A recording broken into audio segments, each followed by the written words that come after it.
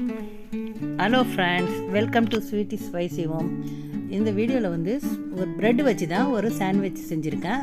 இது வந்து ஸ்வீட்டாக உள்ளது, ரொம்ப டேஸ்டியாக இருக்கும். நீங்கள் எப்பயுமே வந்து கேசரி, குலோப்ஜாம், லட்டு இப்படி போடுறதுக்கு இது வந்து டிஃப்ரெண்ட்டாக இருந்துச்சு. இது செஞ்சு பாருங்கள். இதுக்கு தேவையான பொருட்கள் நான் வந்து 250 கிராம் ப்ரெட் ஸ்லைஸாகவே வாங்கி வச்சுருக்கிறேன். சின்ன சின்னதாக இருக்கும் அது மாதிரி வாங்கியிருக்கேன். இப்போ வந்து நம்ம அதை பொரித்து எடுக்கணும். அதுக்கு ஒரு பேனில் வந்து நான் எண்ணெய் ஊற்றிருக்கேன். அதுக்கப்புறம் ஒரு டீஸ்பூன் வந்து கீ போட்டிருக்கேன். கீ போட்டால் நல்லா வாசமாக இருக்கும். டேஸ்ட் உங்களுக்கு நல்லா தூக்கி கொடுக்கும். அதனால தான் நிறைய நெய்யிலையும் பொரிக்கலாம், ஆனால் ரொம்ப கொலஸ்ட்ரால் அதுக்காக தான் நான் வந்து கொஞ்சமாக போட்டிருக்கேன். இதை வந்து மீடியம் ஃப்ளேமில் தான் நம்ம வச்சு செய்யணும்.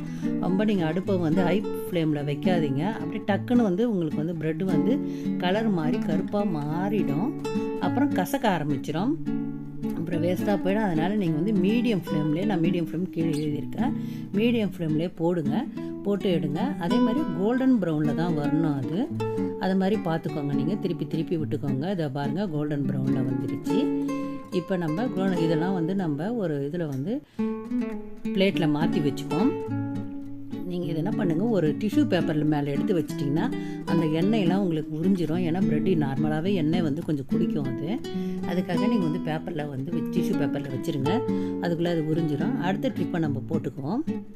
அதே மாதிரி மீடியம் ஃப்ளேமில் வச்சு இதே மாதிரி போட்டு எடுத்துக்கோங்க. இதை பாருங்கள், பார்க்கும் போதே நல்லா அழகாக இருக்குது பார்க்க. இதை வெறுசாக சாப்பிட்டோம், ஆனால் நல்லா டேஸ்ட்டாக தான் இருந்துச்சு.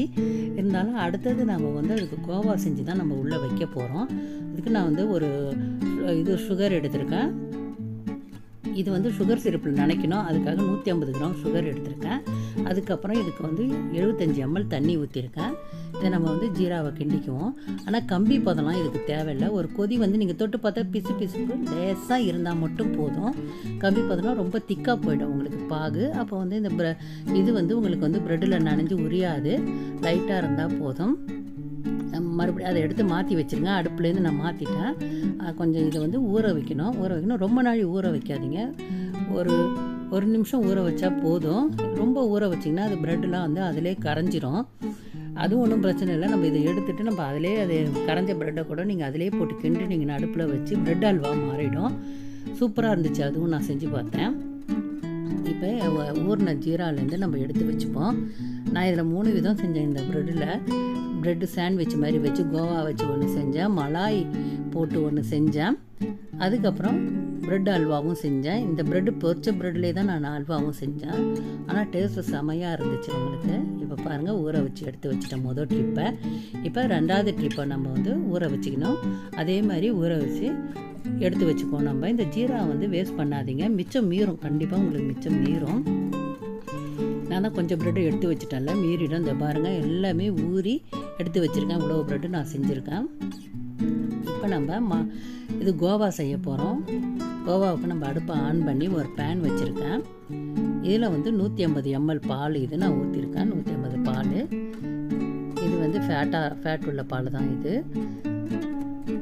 இதில் வந்து நம்ம மில்க் பவுடர் கலக்கணும். 100 கிராம் நான் மில்க் பவுடர் எடுத்திருக்கேன் கோவா செய்கிறதுக்கு. நம்ம ஊரில் வந்து ப்ளைன் கோவாவும் கிடைக்கும், நீங்கள் வாங்கிக்கலாம்.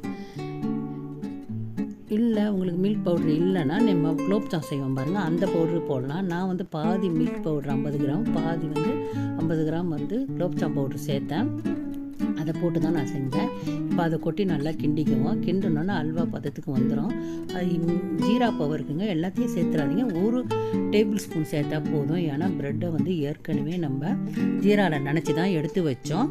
அதனால் வந்து கொஞ்சோண்டு சேர்த்தா, இனிப்பு சாப்பிட்றவங்களுக்கு பிரச்சனை இல்லை, நிறையா நீங்கள் சேர்த்துக்கலாம். ஆனால் நான் வந்து கொஞ்சம் தான் சேர்த்தேன். கிண்டி நான் வந்து ஒரு யானத்தில் மாற்றிக்கிட்டு அதை ஆற வச்சுருங்க. நல்லா கோவா நல்லா ஆறிடணும். அதில் கொஞ்சம் ஏலக்காய் பொடி போட்டிருக்கேன். நான் போட்டுட்டு டேஸ்ட்டுக்காக கொஞ்சம் ஏலக்காய் பொடி போட்டிருக்கேன். ஃப்ளேவரும் உங்களுக்கு கிடைக்கும். இப்போ நம்ம இந்த ப்ரெட்டெல்லாம் நல்லா ஆறிடுச்சு. இந்த ப்ரெட்டில் வந்து ஸ்டஃபிங் செய்ய போகிறோம். அந்த கோவாவை தான் வச்சு செய்ய போகிறேன் நான். அந்த கோவாவை பாருங்கள், ரெடி ஆகிடுச்சு. இப்போ அது உள்ளே வந்து ஸ்டஃபிங் பண்ணிட்டேன். இது மாதிரி தான் வந்து நம்ம அது உள்ளே வச்சு செஞ்சுக்கணும். நீங்கள் பெரிய ப்ரெட்டாக இருந்தால் கூட நீங்கள் அதுலேயும் வச்சுக்கலாம். வெட்டி எடுத்துகிட்டு எண்ணெயில் பொரித்து நீங்கள் அதிலே செஞ்சுக்கலாம். எனக்கு வந்து இது மாதிரி இருக்கிறனால நான் இதில் செஞ்சுட்டேன். ஒவ்வொரு ப்ரெட்டும் உள்ளேயும் நம்ம இதை வந்து ஃபில்லிங் பண்ணணும்.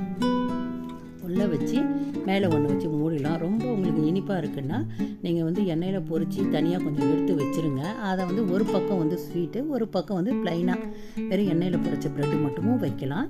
இல்லை 2 பக்கமும் ஜீராவில் நனைச்சும் வைக்கலாம். நம்மளோட விருப்பம் தான். எப்படி நம்ம இனிப்பு சாப்பிடுவோமோ அதே மாதிரி நம்ம செஞ்சுக்கலாம். இப்போ பாருங்கள், கோவா வச்சாச்சு. இப்போ பார்க்குறதுக்கு நல்லா அழகாக வந்திருக்குது. நல்லா டேஸ்ட்டாகவும் இருந்துச்சு. இது மாதிரி நீங்கள் வந்து பிள்ளைங்களுக்கும் செஞ்சு கொடுங்க. எப்போ பார்த்தாலும் ஸ்வீட்டு செய்யறதுக்கு இதை மாதிரி டிஃப்ரெண்ட்டாக செஞ்சாலும் நல்லாயிருக்கும். கிட்ஸு ரொம்ப விரும்பி சாப்பிடுவாங்க. சீக்கிரமாகவும் செஞ்சிடலாம். இது வந்து நல்லா ஊறி அப்படியே ஜூஸியாகவே இருந்தது. இப்போ குலோப்ஜாம் சாப்பிட்டா எப்படி ஜூஸியாக இருக்கும் உங்களுக்கு, அந்த டேஸ்ட்டுக்கு இருந்துச்சு. அதுவும் கோவா உள்ளே வச்சு அந்த 2மே கலந்து சாப்பிடும்போது செம்ம டேஸ்ட்டாக இருந்துச்சு. இப்போ பாருங்கள், நான் பிரித்து காட்டுறேன். எவ்வளோ ஜூஸியாக பிரித்தோன்னே என்ன கோவாவோட வருது பாருங்கள் உங்களுக்கு.